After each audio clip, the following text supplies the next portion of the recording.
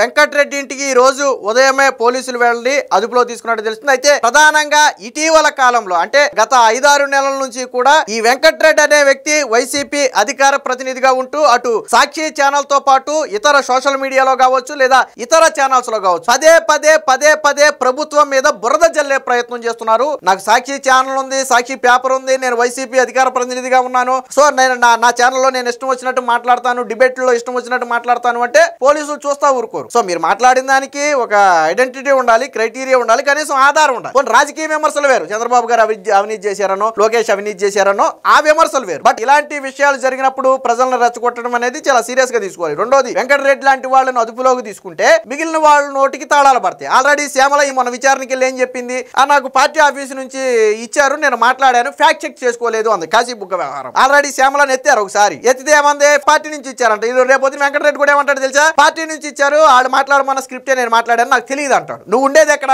హైదరాబాద్ లోని కూకట్పల్లి. ఇష్యూలు అన్ని జరిగేది ఎక్కడ, ఆంధ్రప్రదేశ్ లో. మరి నువ్వు ఎక్కడ కూర్చుని మాట్లాడుతున్నావు, నువ్వు ఏ రాష్ట్రంలో కూర్చుని తప్పుడు ప్రచారం చేస్తున్నావు? నువ్వేమన్నా ఘటన జరిగిన స్థలానికి వెళ్ళావా, నువ్వు ఏమన్నా 10 మందితో మాట్లాడావా, పోలీసులకు దొరికిన సాక్ష్యాలను నువ్వు సేకరించావా? నువ్వు ఏడో హైదరాబాద్ నీ ఇంట్లో కూర్చుని లేదా సాక్షి స్టూడియోలో కూర్చుని నేను ఇష్టం వచ్చినట్టు ప్రచారం ఆంధ్రప్రదేశ్ ఏం జరుగుతుంది నీకేం తెలుసు? ఏదేమైనా మొత్తంగా ఆఫ్ నాలెడ్జ్ వెంకటరెడ్డికి అయితే పోలీసులు గట్టిగానే షాక్ ఇచ్చారు. మరి కోర్టు ఎటువంటి నిర్ణయం తీసుకుంటుంది, వెంకటరెడ్డిని కోర్టు బెయిల్ లభిస్తుందా లేదా కస్టడీకి తీసుకోమని చెప్పి జుడిషియల్ రిమాండ్ విధిస్తుందా అనేది వేచి చూడాలి.